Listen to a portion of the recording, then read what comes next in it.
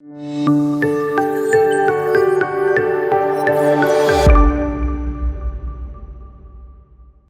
and a very warm welcome to the Bharata First podcast. This is Frankrausanpereira doing a reading of C. Rajagopalachari's Mahabharata. Chapter 27 Krishna's Vow.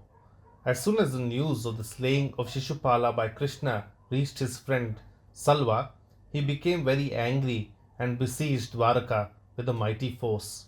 Krishna, having not yet returned to Dwaraka, old Ugrasena was in charge of the defense of the city. The sieges described in the Mahabharata seem very much like those in wars of the present day. Dwaraka was a strongly garrisoned fortress built on an island and well provided with means of defense. Ample barracks had been provided, and there was an abundant supply of food and weapons, and the garrison included many illustrious warriors. Ugrasena imposed a stringent ban upon drinking and amusements generally for the period of the siege. All the bridges were demolished and ships were forbidden entry into ports in the realm. Iron spikes were planted in the moats around the fortress and the city walls kept in good repair. All entrances to the city were guarded with barbed wire and egress were strictly controlled by permits and passwords. Thus, no arrangements were neglected that could further strengthen the city which nature had already made impregnable. The pay of the soldiers was increased. Volunteers for service were rigidly tested before being accepted as soldiers. The siege was so rigorously pushed that the garrison suffered great privations. Krishna, when he returned, was struck to the heart at the sufferings of his beloved city, and he compelled Salva immediately to raise the siege by attacking and defeating him. It was only afterwards that Krishna learnt for the first time of the events at Hastinapura, the game of dice, and the exile of the Pandavas. At once he set out for the forest where the Pandavas were living. Along with Krishna went many, including men of the Bhoja and Vrishni tribes, Drishtaketu, the king of the Chedi country, and the Kekyas, who were all devoted to the Pandavas. They were filled with righteous indignation when they heard of Duryodhana's perfidy and cried out that surely the earth would drink the blood of such wicked people. Draupadi approached Sri Krishna and, in a voice drowned in tears and broken with sobs, told the story of her wrongs. She said, I was dragged to the assembly when I had but a single garment on my body. The sons of Dhritarashtra insulted me most outrageously and gloated over my agony. They thought that I had become their slave and accosted me and treated me as one. Even Bhishma and Dhritarashtra forgot my birth and breeding and my relationship to them. O Janardana, even my husbands did not protect me from the jeers and the ribald insults of those foul ruffians. Bhima's bodily strength and Arjuna's Gandiva were alike of no avail. Under such supreme provocation, even weaklings would have found strength and courage to strike the vile insulter dead. The Pandavas are renowned heroes, and yet Duryodhana lives. I, the daughter-in-law of the Emperor Pandu, was dragged by my hair. I, the wife of 5 heroes, was dishonored.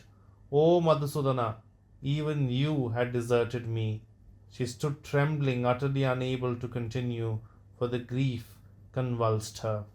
Krishna was deeply moved and he consoled the weeping Draupadi. He said, those who tormented you will be stricken to death in the bloody quagmire of a lost battle.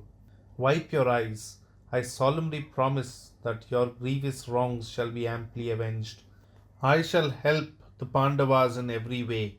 You will become an empress. The heavens may fall, the Himalayas may split in twain, the earth may crumble, or the boundless sea may dry up, but I tell you verily, my words shall stand. I swear this. And Krishna took a solemn vow before Draupadi.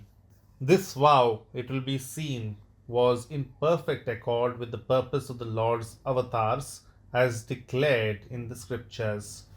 For protecting the righteous, for destroying the wicked, and for firmly upholding the law, I am born on earth, age after age. Drishtadyumna also consoled his sister and told her how Nemesis would overtake the Kauravas. He said, I will kill Drona. Shikandi will cause Bhishma's fall. Bhima will take the lives of the wicked Duryodhana and his brothers. Arjuna will slay Karna, the charioteer's son. Sri Krishna said, "When this calamity befell you, I was not in Dwaraka. Had I been there, I would never have allowed this fraudulent game of dice to take place. Uninvited, I would have gone there and stirred up Drona, Kripa, and other elders to a sense of duty. I would, at all costs, have prevented this destructive play of dice. When Shakuni was cheating you, I was fighting King Salva, who had besieged my city. It was only after I had defeated him that I came to know of the game of dice and the subsequent sordid story. It grieves me that I am not able to remove your sorrows immediately, but you know some water must be lost before a broken dam is restored."